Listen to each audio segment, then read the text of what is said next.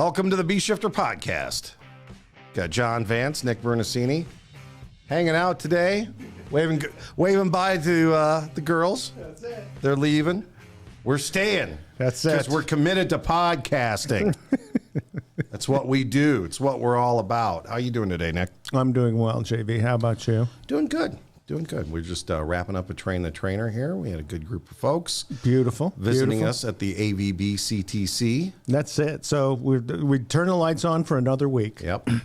We'll be back again next month doing the same thing. Woohoo! And then in between, there's probably 2, 3, or 4 of them going on the road somewhere in America. Mm-hmm. Yeah. Yeah. Excellent. Sorry for drinking on the air. That's okay. Not cool. It's clear nutritious fluid that we're taking in, water, which is that's like number 1 on the Maslow list right there. It's funny because I think the first couple of podcasts ever that we recorded several years ago, we would drink beer, and then that just kind of became not a good idea. Remember, we would drink a beer while we were doing the podcast. I Vance, it's all, water under the bridge. In the old building, we'd pop a beer open. Really? In the and the Thomas Road facility. Yeah. Oh, that's I've warehoused many of those memories. Yes. Yeah. Across the hall from the urologist. Which smelled kind of like a urologist's office. Yeah, it was a very urban office building.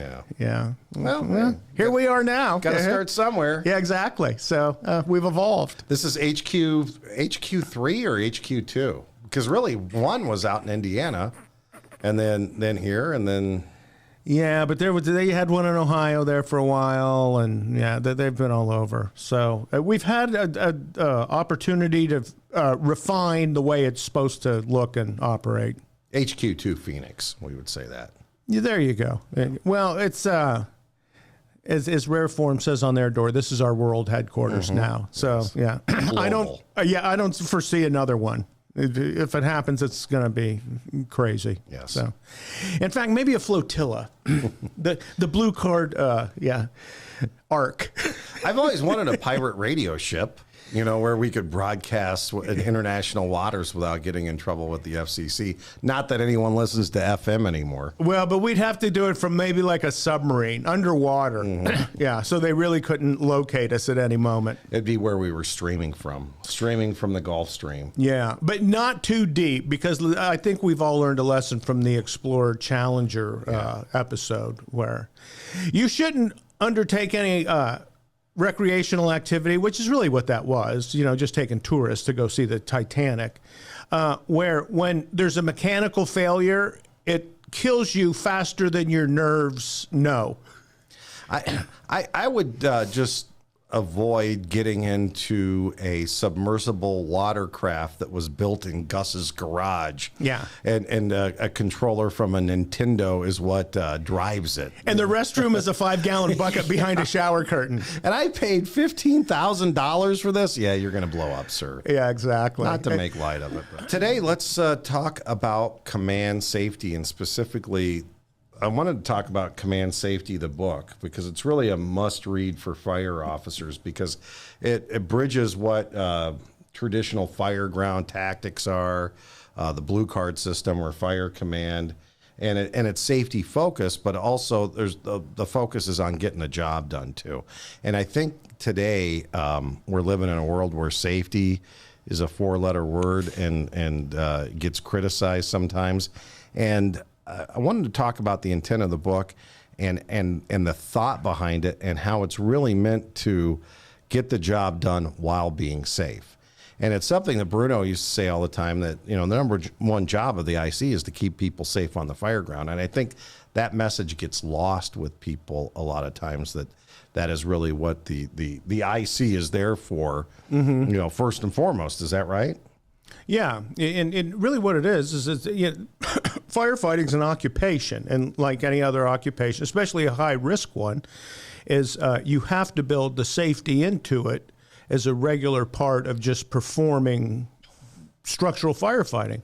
So like if you worked in a foundry, as an example, the people that work in a foundry, it's a very hazardous place to work. And And you'd have to go probably a lot further in our country to find a foundry, but back when there was a lot of them operating, especially in the Midwest, is there were a robust set of safety rules, because if you make a mistake at anywhere during that process, you're dead. I mean, you burn to death, you lose a limb, whatever it is.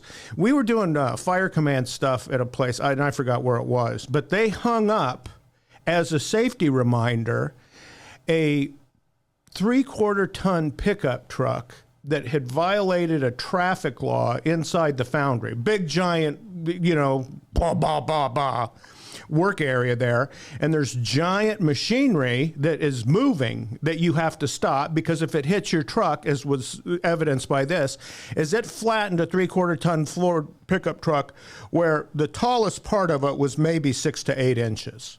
And you're like, well, Jesus Christ. And you looked at it, and the thing you were left with is, it killed the guy. And they said, yeah, it did. You're like, well, is he still in there? I mean, could you even recover? So I'm drifting.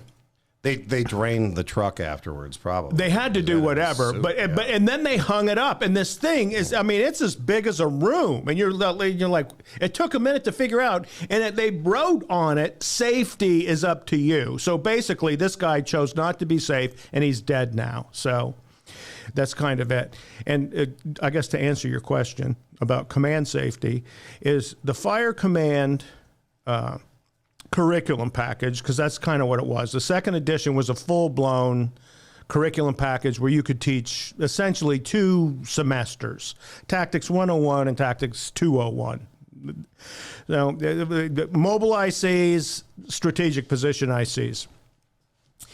That whole thing was out in 2000, I think, I want to say. Right around then, the whole package was done and going.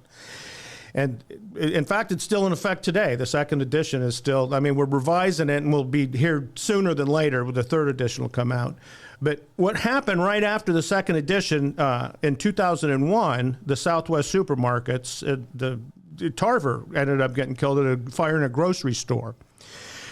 So, and that's had kind of a lasting effect on a lot of things. But really what that was is, well, the fire chief at the time made the observation that we were using residential tactics to fight all of our fires, because 85% of all your fires occur in residential properties, and those tend to be smaller buildings. And so your water is a lot more effective because the fire doesn't get as big, and, it's quicker to get to, and all those other things that make fighting fires in smaller structures, those evolutions look a certain way. Well, we essentially would port those same tactics over to commercial buildings, and they worked most of the time. I mean, if you're able to get water on it quick enough and get around it and control the fire, that's kind of where our success came from. Well, at Southwest supermarkets, that's not what happened. Everybody knows the outcome of that thing. And during my career, I got hired in 1980, and this is 2001. So 21 years later, the only line of duty death from structural firefighting was that one during my career. So one. And like I said, Fire Command had just come out. So we go through this, we're going through this recovery process to figure out, okay, what went wrong here and why did everything blow up the way it did? And so, I don't know, it's probably 4 or 5 months into that process. You could start to pull some takeaways from it.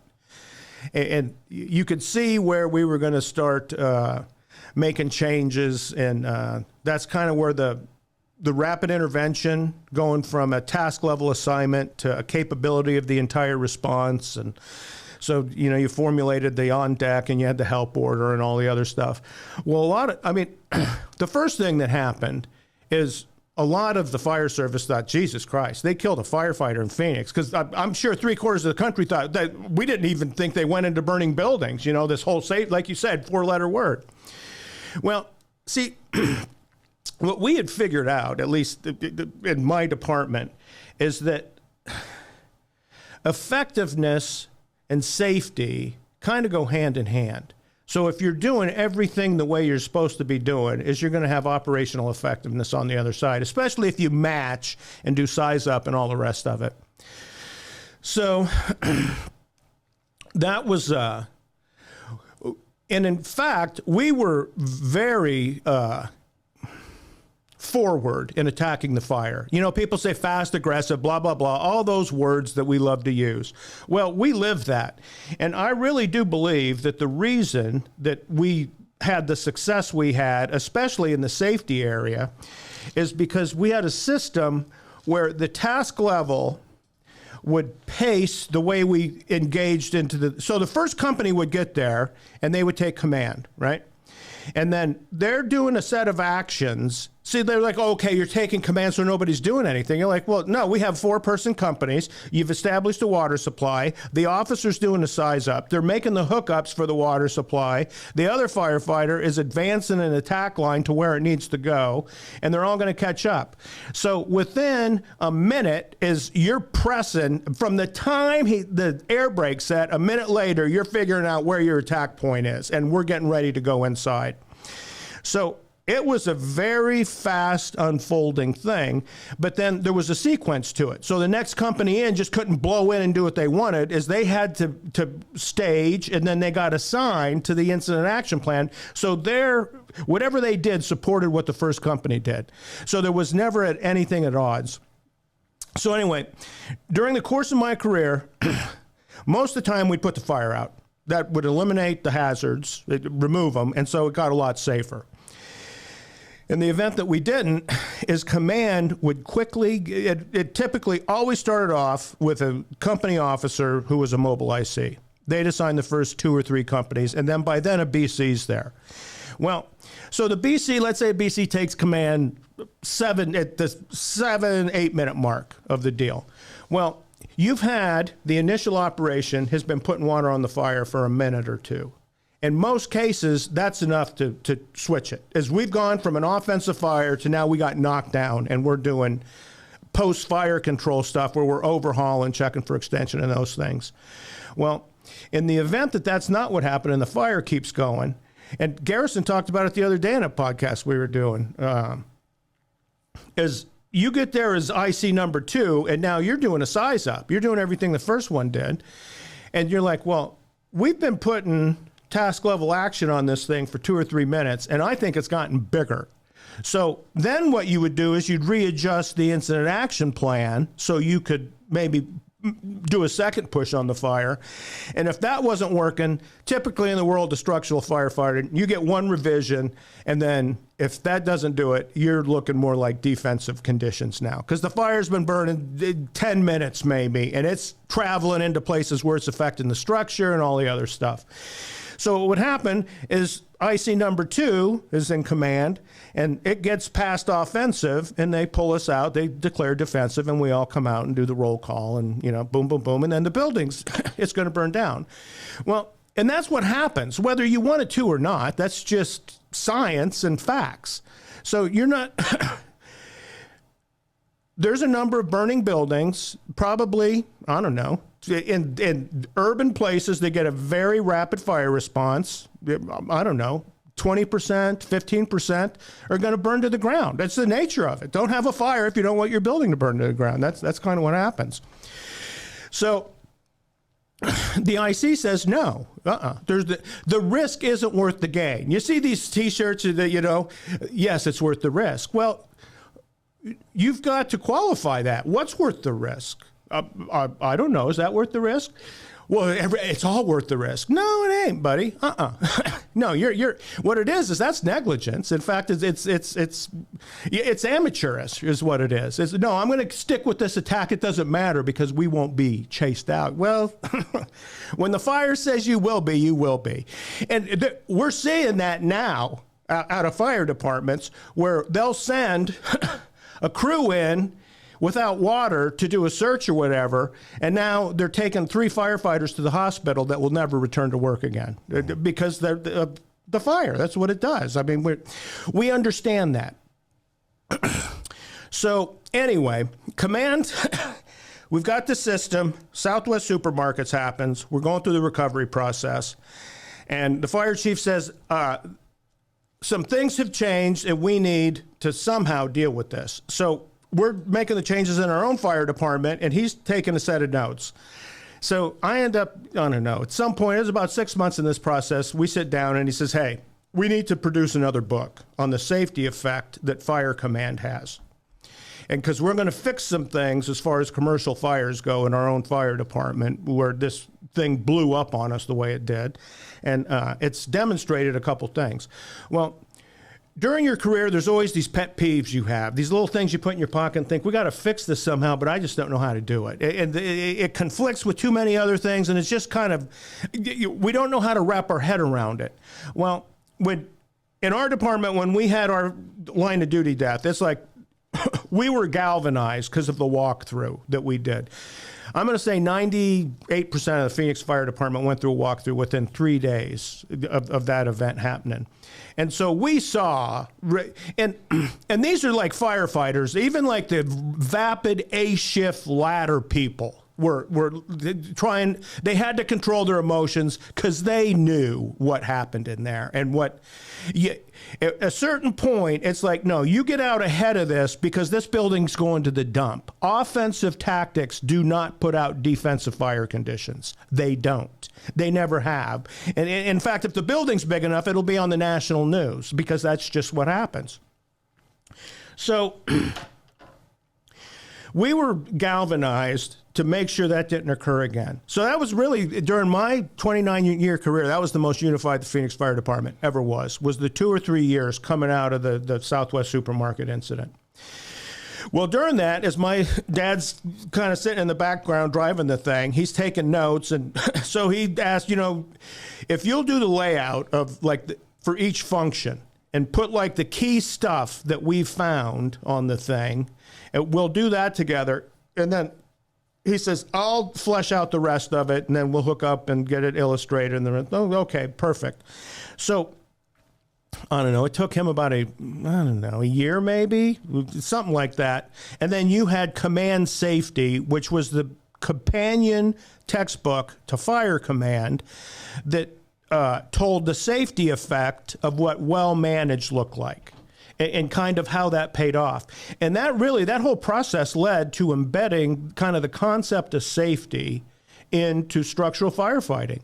And really, we started looking at it like any kind of other high-risk adventure. Like if you're a scuba diver, what we talked about with the people under sea to start this thing, or a skydiver, is like, okay, we're going to have a safety officer as we skydive and jump out of the plane. And you're like, well, what the hell do they do? Because it's too late. We've already committed to the jump, and we're falling at terminal velocity.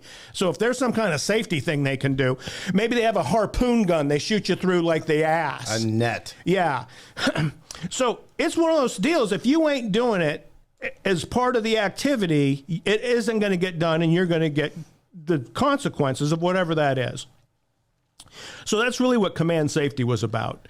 So if you will just manage yourself in a standard kind of way, is you can recover from certain things a lot of times, whether it's you took it through the wrong door or whatever it was. The fire did this when everybody thought it would do that.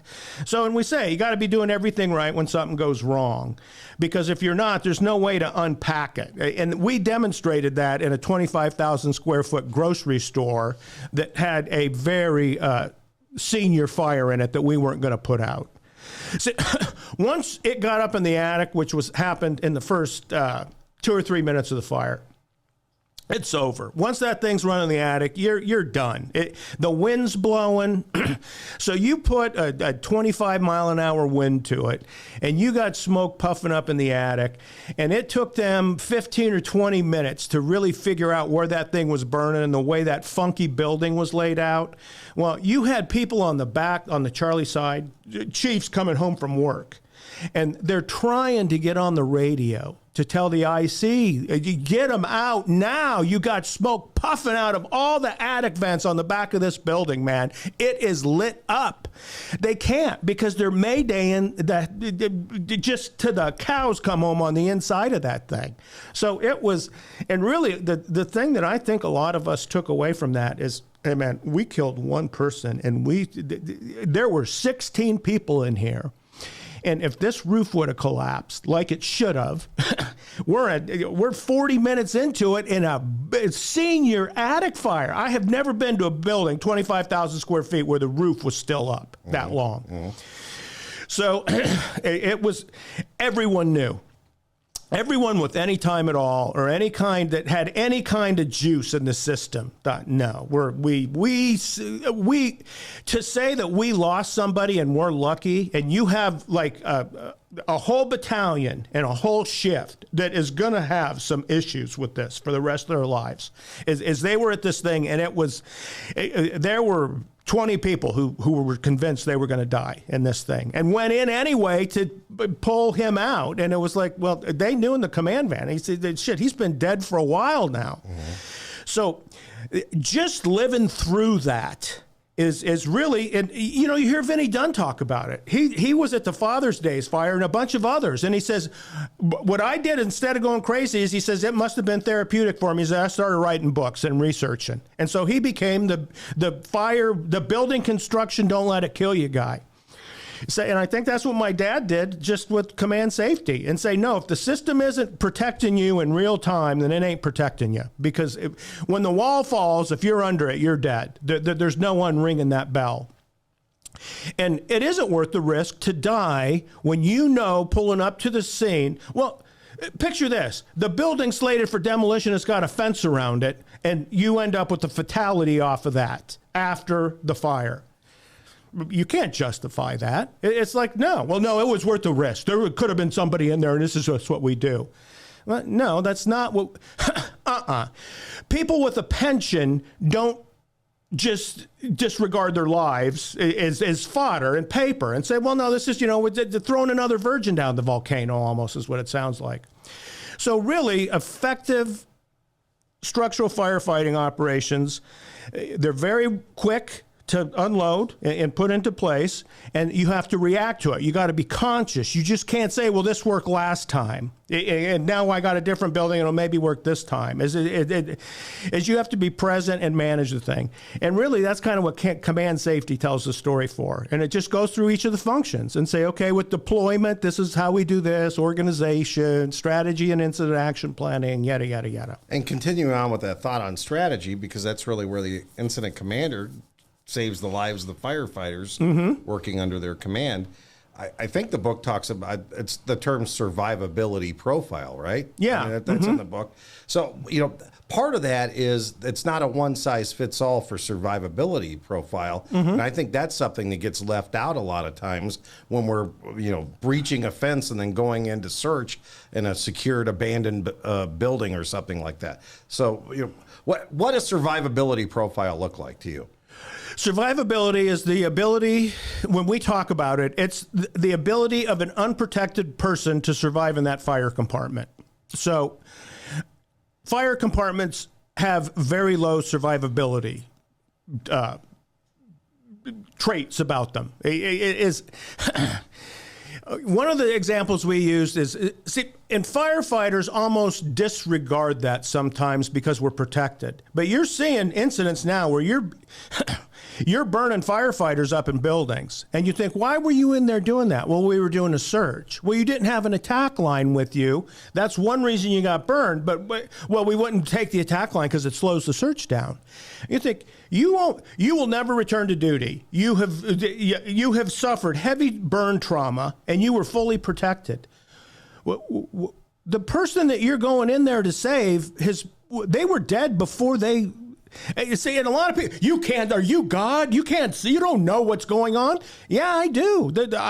I did it long enough just as a firefighter, and I have read a lot. Look at any scientific study. You can't survive in these areas.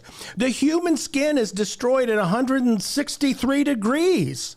And now we're looking at having face piece lenses that last above 600 or 700 degrees. So you're like, it's not a proximity suit that we're wearing inside. You're not, and then you look at all the manufacturers and the people that actually design that turnout gear, and they say, no, you're not supposed to burn it. You're not supposed to get it that hot.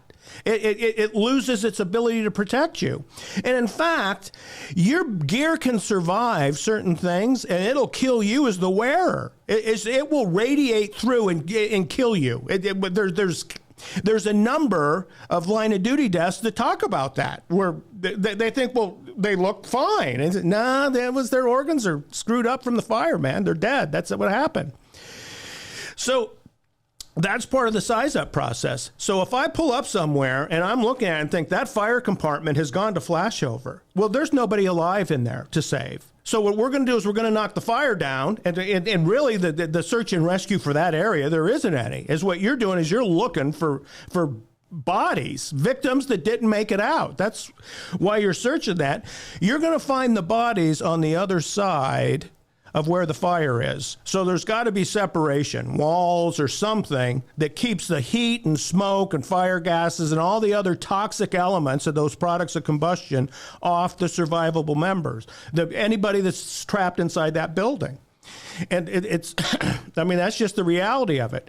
So until you stop that fire from doing what it's doing, is everybody in or around that structure is at great risk. So like if you, and it's tough to do this, but like when the police go in, if there's somebody shooting a gun at people, they're going straight in and they're going to take out that threat, right? Well, if you look like a person with a gun, they kill anybody who they see and shoot at. A structure fire kills everybody that's in the fire area. There's no, it's just does it. It's the laws of nature. As humans can't survive in those same spaces. So, and Blue Card does this, is the first thing we do when we get to the scene is we control the fire, because the fire is where the problem is, and that's what's killing people. And that's really kind of, command safety is written around that. It stresses the importance of being ready to go to work when you get there. And then when you pull up and you say it's offensive, is we're putting water on the fire right now. And in fact, command safety was written around offensive tactics of engaging the fire from inside the building. Because that's what we believed in 2001 in Phoenix, Arizona, is you did not put outside water in offensive situations. You went to the seat of the fire, and that's the way you did your business. Coming out of that, about 2007 to 10, in there somewhere, they started doing studies and looking at that. Because the scientists are like, why do you not do this? Like, well, because it'll steam people. And they're looking at you like, all right, you make steam at 212 degrees, and at 168, your skin goes away. So what are you talking about? Well, we'll steam the firefighters. Well, you're wearing protective gear. And, you got a hood and this and that. And, I've been steam burned a couple times, and it was our fault because we put water too close and it came back on us and whatever. But anyway, in fact, really what it was is it wasn't putting water on. We were just too close, because that was kind of the deal, is you get as close as you can and you kick its ass. So, well, then the other myth or whatever you want to call it was attacking from the unburned side, and huge deal with us. And if you didn't do it that way, you were going to push the fire into uninvolved areas. And when the fire department shows up and puts the fire out, it protects. It's the quickest way to protect life and property. Now, if you talk to the customer and say, "What do you expect out of the fire department when they get there?" Well, put the fire out. That's why we called you. Well, no, we're going to show up and we're going to do these 6 things ahead of putting the fire out because this is what we feel we need to do. Well, every one of those that I know of that goes outside of putting the fire out is a detriment to an effective. Let's not even use the word safe. Let's use effective. See, using the fire command system, you get to the scene and you're putting water on it within a minute. 2 minutes later, you got the fire controlled. You could you can do a lot of things now. You could make a lot of mistakes if you want that aren't going to be fatal because there's not 2,000 degrees and smoke and fire gases getting you. In fact, after you put the fire out, the thing that you're careful about is not getting the cancer on you so you don't die 20 years later. I mean, that's kind of what you're looking at is now I've got a high risk thing that'll take me out right now. I eliminate that. And now I got a bunch of small hazards that'll lie dormant in my body until they blossom later on. Well, the quicker we put the fire out, the quicker those free radicals quit getting made by all that nasty heat. So, and in fact, a lot of these internet tacticians work for fire departments that'll have 2 and 3 person staffing for the 2 or 3 units that they're going to take the world over with. So in those places, the best thing you can do is put the fire out. In fact, if you're not putting the fire out and you're doing something that isn't that, and the initial part of that is you're really not taking the correct actions. In fact, I would call that into. Now, I quit looking at all the nonsense on YouTube. All it does is just make you mad. Right. You go about it. But every now and then you'll hear somebody say, the comment section's where you need to be. Because then you'll get somebody who's like a 25-year captain that says, oh, look at all you pros. Mm-hmm. Not an attack line in sight, and you're all off gassing and burning right now. Way to get the job done, son. So... So it's almost like it's not a successful fire attack unless we have scorched our gear and then cut a hole in somewhere. We've done a certain set of things that are like a checklist set of tactics that we use. Every single fire that we go to, we do these things. And you think, well, you didn't need to do that. You didn't need to cut that hole there. You could have done this, and it would have been done 3 times as fast. It wouldn't have done the damage, and you would have reduced your on-scene time by 30 minutes. I mean, you would have put it back that much quicker. You would have been done with the operation. So it's a lot of it is there's zero regulation for fire departments as it comes to structural firefighting. It's like, no, we show up and we do what we're going to do and nobody gets to look at it. And so a lot of these same individuals get pissed off when NIOSH writes a report. And how dare you criticize us? You're like, they're doing an after action review, pal. That's what we do. You kind of, why did this happen and how do we keep it from happening again? So. And it's to help others. It's actually going to benefit the safety of our future brethren. Well, Vance, if you, I just saw the email from Gary about the thing you guys did. Aggressive tacticians. I mean, that's just very aggressive and as aggressive as any fire department that's ever been. And they go to fires. Oh, they get some. Yeah. And it's almost like, oh, where has this been? We're better as firefighters doing it this way. We're up. We're 10s down here where we had to do all these stupid things for our ego. We were 3s. Mm-hmm. We were not the people. I don't want them coming. Don't burn yourself up in my fire. Just put the water on it and knock it down. And yeah. So in the book, we're talking strategy and managing the strategy, and that's the safety impact. And then there's a lot about situational awareness. And I'm wondering, you as an IC sitting in the buggy in command, how did you let's just walk through situational awareness and what that looks like. How much of it is your visual cues, what you're seeing versus CAN reports versus anything else that you're getting? Well, it's a collage of all those things. So especially for IC number 2, because you're going to get there after the first 3 or 4 companies. So everybody's responding. You see smoke on the horizon, got something working, yada, yada, yada. So now what we're waiting for is the very first unit to clear. So let's say it's in engine 25's first due area. When you hear engine 25 clear, that means in our system that engine 25 wants to say something to the dispatch center that's going to be more than just a 1-sentence thing. So the dispatch center comes back and says, go ahead, engine 25. And the other thing that does is it ensures to that company officer that they're on the correct tactical radio channel. because, and this was part of training, I said, how many of you have given an initial radio report over channel 1? And all the old guys raise their hand and say, yeah, it sucks. The best initial radio reporter I ever gave was on channel 1, and they told me to go to another channel. It was a shit show from there on out. Yeah. And you're like, yeah, exactly. So that's how we make sure that we don't do that. And so, like, if you go engine 25, clear, and the dispatch center says, 25, your traffic's on channel 3. Good. 25 clear. Go ahead, 25. Well, everybody else responding knows you're about to say something. So to the point that, like, I worked on a ladder. I turned the sirens off. We would go code 2 while we listened to what they were doing. And then that would dictate how we would respond the rest of our deal. So anyway, so now they give their initial radio report. And let's say I'm on scene of a house with a working fire, offensive, doing X, Y, and Z. Well, so now I'm thinking, okay, good. So they've got a less than 2,000 square foot, usually single level, maybe 2-story, no basements in Phoenix. So, we didn't even think about that.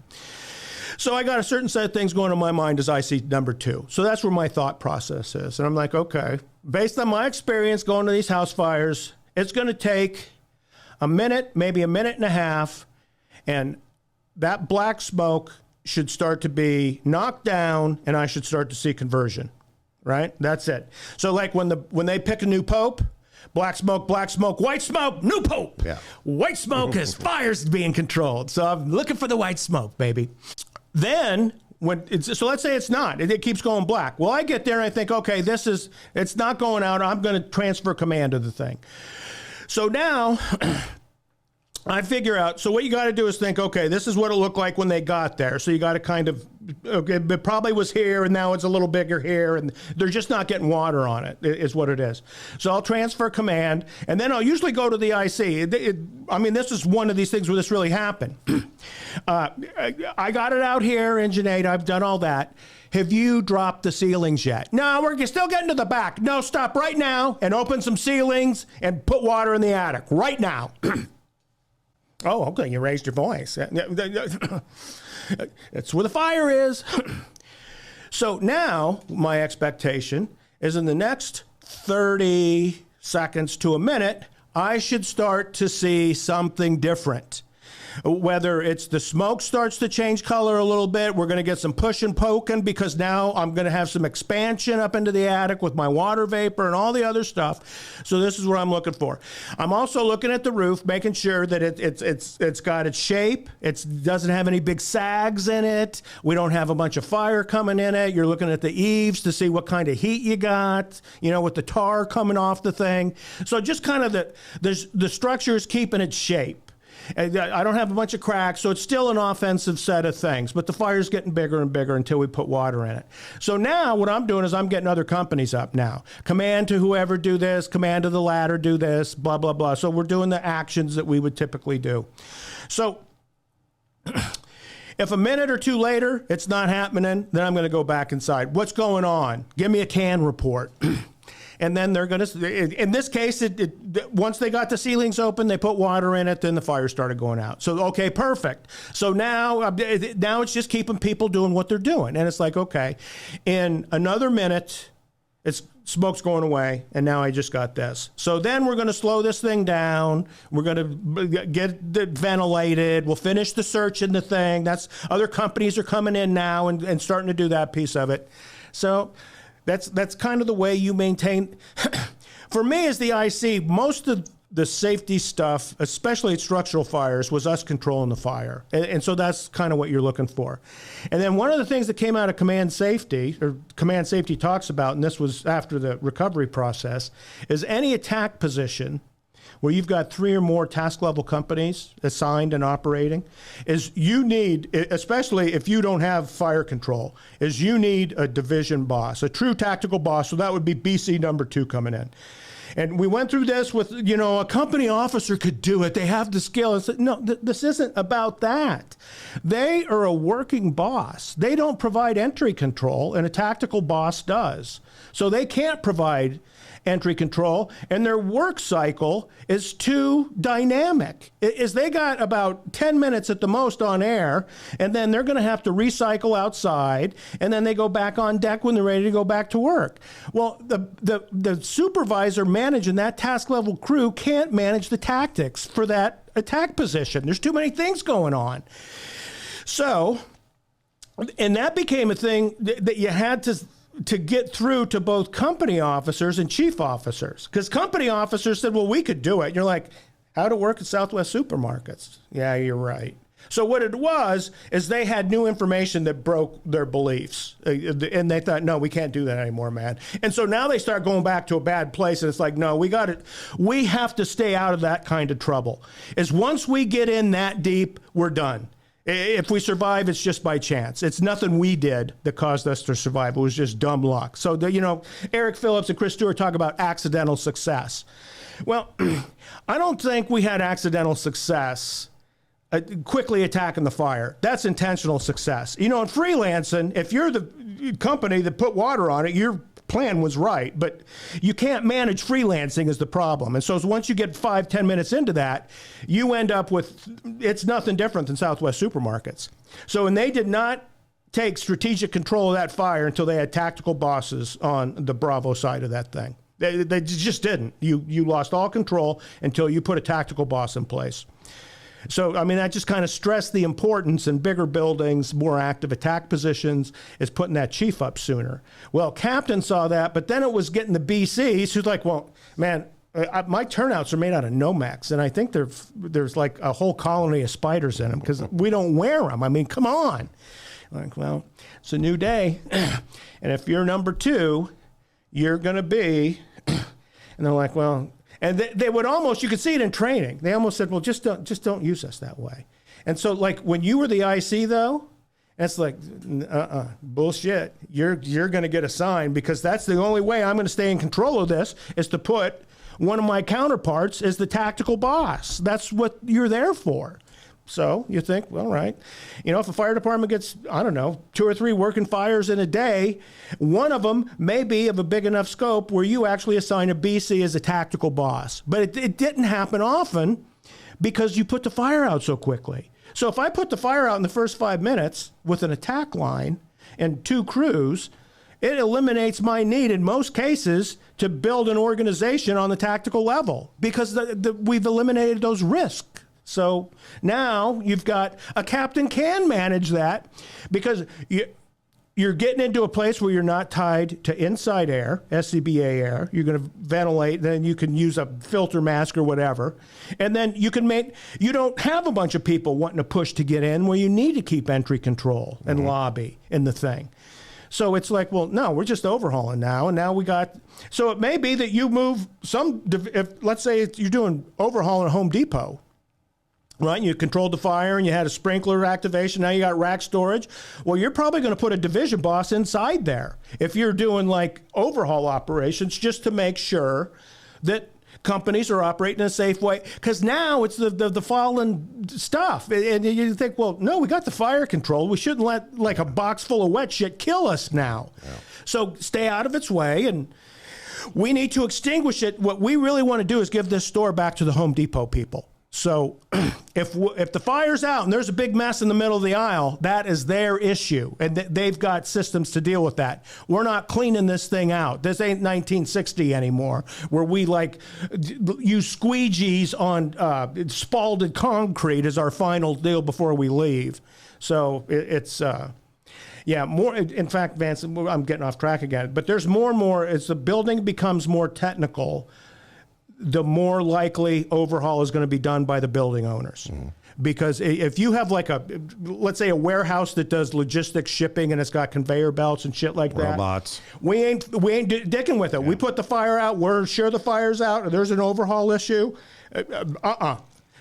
we're giving the building back to you. We'll stand by, but we're not This is off limits. There's people that do this. I mean, there's companies that take care of this, and they know who they are, and that's really what they want. These building owners. They said, no, we spent millions of dollars for the fire protection, and now we want to put this building back in service in 2 weeks. So please leave. And it's nothing for you, but this is a very complicated building.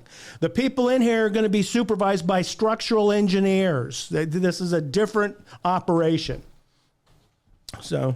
Well, one of the things that it talks, so we're managing our strategy, we've got good situational awareness, risk management. Then after the incident, the book talks about post-incident analysis. How has that evolved in the 20 years or so? You know, now we've got the AAR, but was that the same thing, or was that done any different?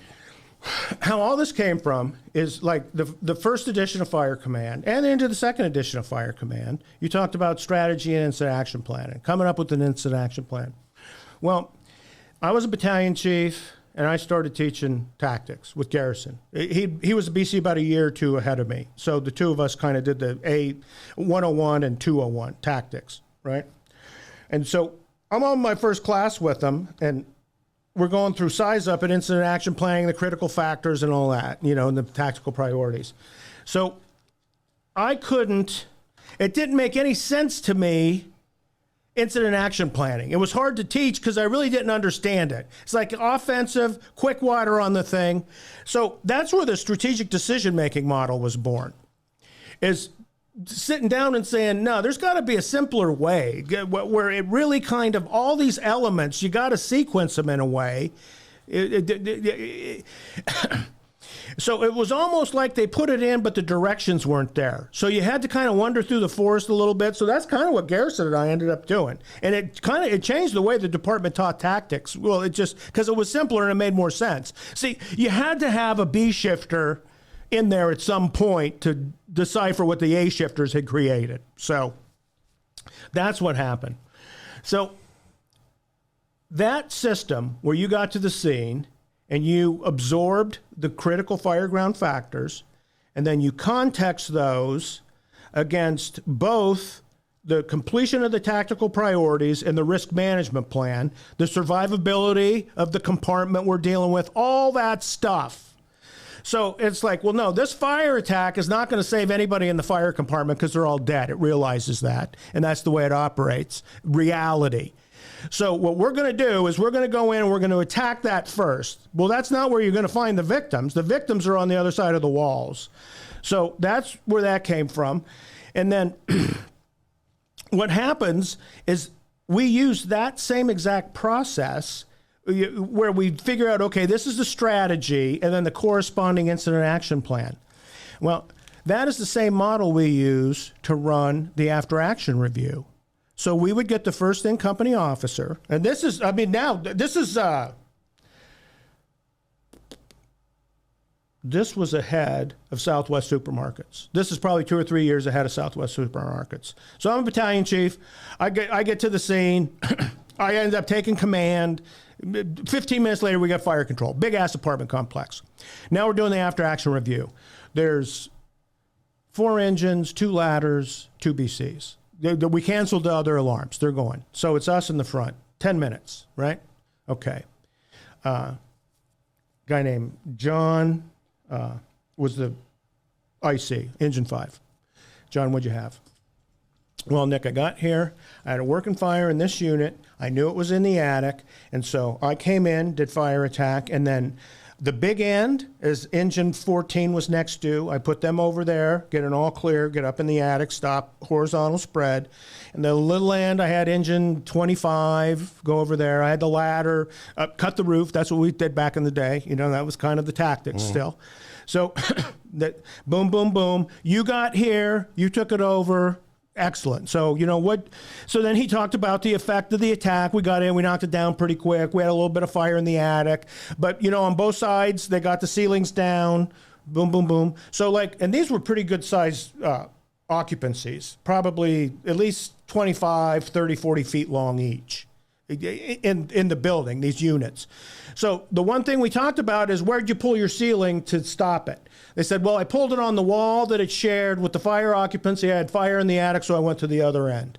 pulled it. It was clear. We pulled it bigger. We got up there and we started putting water in the attic. So we got ahead of it. And I thought, okay, what'd that look like? Well, we made a mess on one side and then we made a mess on the other side. But, said, well, one burned out, 2 suffered fire damage. There's 40 units that have nothing wrong with them today. See that if we would have if John would have taken his crew and done blind searches, we would have lost half the building at least. So that's where I'm talking effective. He went in, he put the fire out. So that's really. So what happened is that sold it. As you do that 8 or 9 times over a period of 3 or 4 months. And then the workforce glums onto it. It's like, no, man, this is too good. And then we look like cheerleaders in the after action review. It's a better, safer way to do it. And now we're starting to understand this. It's not a mystery anymore. And so we're communicating on B shift turns at that point.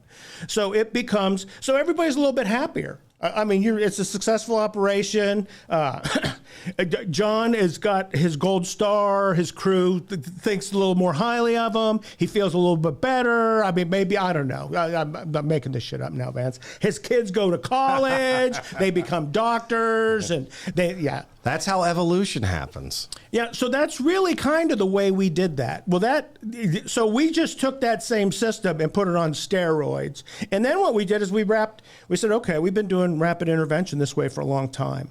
Well, let's see how that works. And so you ran it through that process of, okay, the critical factors, and then that's going to lead me to risk management, strategy, life safety, blah, blah, blah, blah. So so people could start to make sense of things even ahead of it. And so when you started saying, hey, man, rapid intervention don't work, and well, the task level knew that. When you assign somebody to become a RIC, most companies were pissed. They're like, oh, Jesus Christ. In fact, to the point that, like, the third in company would not stage. They would wait for somebody else to stage. And then the third engine stages, or they would stage for them. I had that happen, where engine 14 staged for engine 25. And so that one didn't work, though. Thanks, geofencing. Yeah, you can't do that. Well, it didn't matter because we needed another line. We didn't need a RIC crew. I needed a line to stop the fire from burning down the next house. So that's what we did. So engine 14 said copy because they thought they were going to be the RIC, and then engine 25 goes, engine 25's last, engine 25, RIC. So engine 25 is going to file a grievance after the thing because I was the third. You assigned the third unit to firefighting. I said, well, yeah, I needed to because there was fire to fight. And I assigned the fourth unit to take RIC because all the firefighting was covered. It was an excellent system for like understanding what you were actually doing and why you were doing it. So you almost had to justify the actions you took. Why did you do this? It just kind of like why did you do this? Why did you throw the rock through the window? Well, because it felt good. Well, don't do it again. I think Fire Command really gives us the basis for everything as far as the book goes. But Command Safety, if you haven't read it, it's a modern look at the safety philosophies that an incident commander should have. Probably the best way to describe it. Yeah, and it starts with your firefighter's gear has a limit to what it can take, and it's not designed to be an entry suit. It's designed to protect them against something that you don't want to happen to them. Changing conditions. Yeah, and it's like, no, this isn't. I was young and dumb and did the same thing. As I'm flowing water and smoking, and I'm like, well, God, that hurts, but what are they going to say about me? Right. It's that whole deal. And what you rely on then is a captain grabbing you and saying, you're going too fast, knock it off, moron. Here, and put the water on it, and then we'll move. Yeah, no more of this. So, yeah. And the problem is that's a tough way to educate yourself because first of all, you're getting burned unnecessarily. And the other thing is it'll kill you. So now you're doing occupational suicide. It's tactical Russian roulette. You're like, no, and fires are even more unpredictable today. They burn hotter and faster than they did when I was doing this in the 80s and 90s. Want to do a timeless tactical truth? We may as well, Vance. That's the way we end these things. tactical truth from Alan Brunacini. The 8 of Hearts, effective control by the IC equals worker safety. Effective control by the IC. So define control. The IC controls position and function of all operating resource at the incident scene.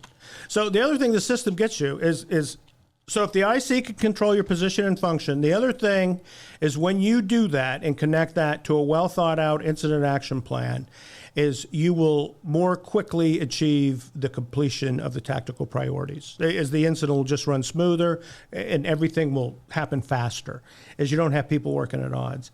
And then the other thing is if it starts off in an offensive strategy and the conditions worsen to the point that people need to be removed from the building. So the IC uses the strategy. So first of all, the firefighters can kill the fire. Second of all, it keeps the fire from killing the firefighters. So if the conditions deteriorate, let's say that it moves up in the attic and you need to move everybody out, right? Then if you can control position and function, you withdraw them from the building, you confirm that with the PAR, and then it's okay. We're out.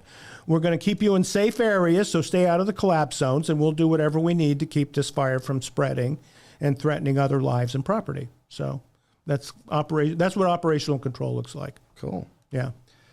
Nick Brunacini, thanks, man.